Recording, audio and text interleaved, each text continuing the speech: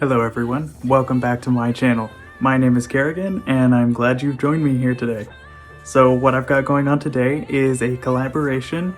What's happening this time is a whole lot of us have been brought together by Prinsass Jasmine to do a massive collaboration, each depicting our own take of a cozy Christmas collab. So what I've got going on is my submission. This is a Who house from the city of Whoville. City of Whoville. It's super late, guys, and I'm sorry if I'm stuttering. I've taken so many takes and I'm so nervous still for some reason, and we're just gonna go with this one. So there were a few rules to the collaboration. We either had to stay under 100 tiles or do a 30 by 20 lot or smaller. So those were the two rules. We had to just choose one of the two and do it that way, or both, of course. I hope you enjoy what I've done, and I encourage you to watch all the other collaborators. I'll be linking all of their YouTubes below. Also, of course, there's one more rule, is that it all had to be Christmas related somehow. Now, without further ado, here's what I've got to show you. So what's going on right now is we've got a Who house that I've made. I was watching the most recent Grinch movie with my significant other, and I think it was halfway through the movie when he started to rob all the houses as Santa Claus with Max. Max is so cute, by the way, the little doggy. Oh, he reminds me of my old dog. Anyway, getting sidetracked. And so about halfway through the movie, we've gotten to the part where he's dressed as Santa Claus and he's stealing Christmas from the Who's. And it is somewhere in the montage, he was walking by this green Who house. I don't believe he goes inside of it. I believe he just steps over it. And I fell in love with the exterior so much. So I really wanted to try and build the exterior. And I did not look on the inside. If there was or wasn't an inside, I don't know, because I didn't even, care to look into it. I've always found that I have a great big strength when it comes to interior, especially if I don't know what the interior looks like. So I kept it a mystery, or I just purposely didn't remember it. So once I found the house though, what I did was I took a screenshot of the house and I just held it off to the side as the inspiration, just kind of like a constant reminder, especially of the shape of the house, because I'm not good at building the shapes of the house, and when I do, they just look super weird.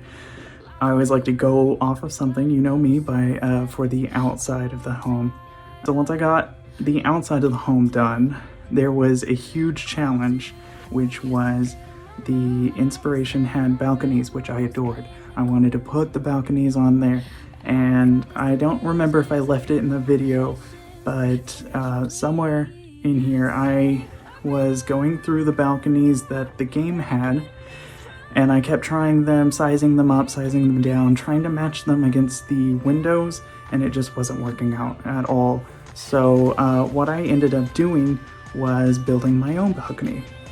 Every time I find an item that just doesn't work in the game, I build my own. So this video is just a little bit long-winded because I was unsure if you wanted to see me try to build the balconies. I tried to cut as much as possible while also still trying to show you everything about building.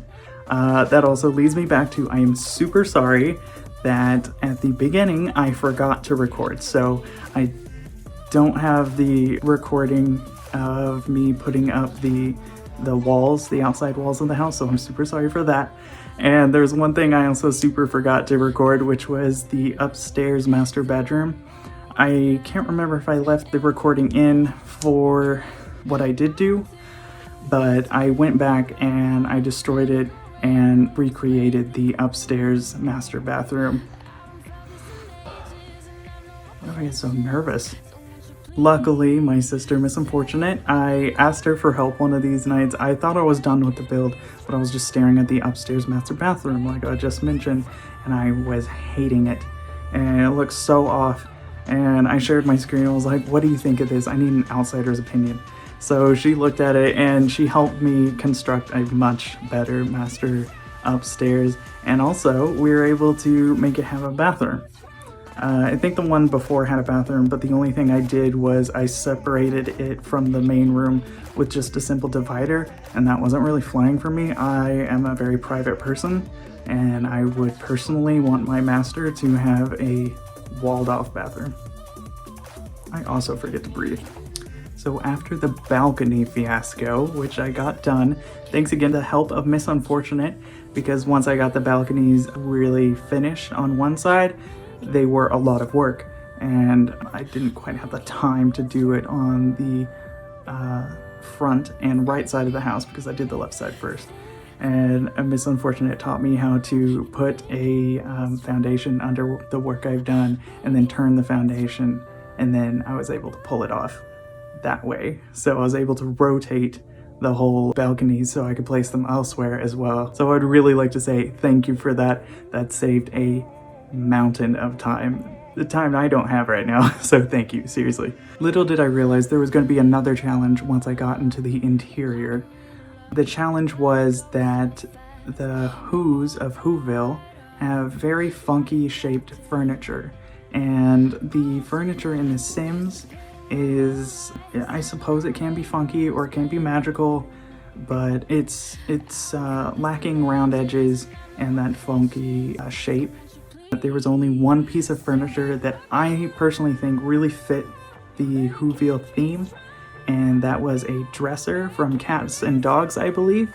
It did have a paw print for on the front of it, and I didn't want that there, obviously, because it's not the theme, but all I had to do was just turn it around, and voila, we got funky shaped side tables. So I ended up putting them all over the house, and that again was at the end because I used it upstairs, and then I was like, what a good idea, I'm just gonna put it throughout the house. So I destroyed the rest of the side tables and replaced them with the Cats and Dogs side table. I really had fun with the landscaping. It was really easy for me because they have a tree in the game where it's just simple white lights and it's got a soft glow on it all on its own. And I put that tree down, and it does have clutter underneath the tree, but that's perfectly fine because if you're building in the snow, you can just use the debug snowy escape snow and bunch that up under the tree, which is perfectly natural because the snow likes to clump up wherever something's sitting, and I think that looks perfect.